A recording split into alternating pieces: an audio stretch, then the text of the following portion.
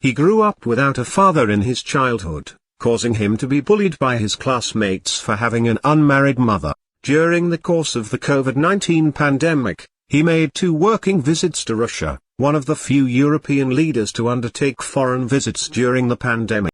Upon the outbreak of the war in Kosovo in 1999, Lukashenko suggested to Yugoslav President Slobodan Milosevic that Yugoslavia join the Union of Russia and Belarus. In February 2022, Lukashenko allowed Russian forces to launch part of their invasion of Ukraine from Belarusian territory. He has also admitted that he hadn't expected the war to drag on this way. Shortly after his inauguration in the summer of 1994, he addressed the State Duma of the Russian Federation in Moscow, proposing a new union of Slavic states, which would eventually culminate in the founding of the Union of Russia and Belarus in 1999. In 2009 he said his actual birthday is August 31st, the same as his son Nikolai's.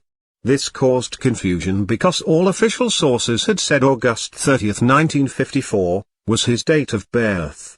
He later explained that his mother had gone into labor on August 30th, but not given birth until after midnight on August 31st. He served in the Soviet border troops from 1975 to 1977, where he was an instructor of the political department of Military Unit No. 2187 of the Western Frontier District in Brest, and in the Soviet Army from 1980 to 1982.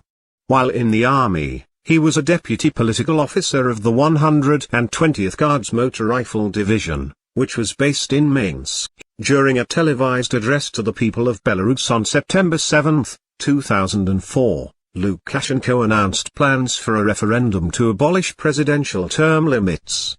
This was held on October 17, and according to official results, it was approved by 79.42% of voters.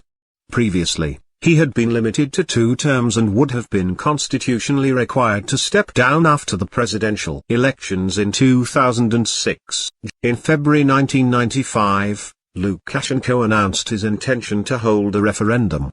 He said he would go ahead with the referendum regardless of opposition in the Supreme Council and threatened to suspend its activities if it didn't agree to hold the referendum.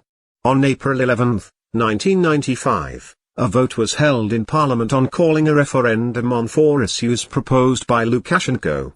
1. Granting Russian their status of a state language. 2. Changing state symbols. 3. On economic integration with Russia. 4. On giving the president the right to dissolve parliament. The deputies rejected all issues apart from the issue of economic integration with Russia. Lukashenko stated that the referendum would be held despite the rejections from the deputies.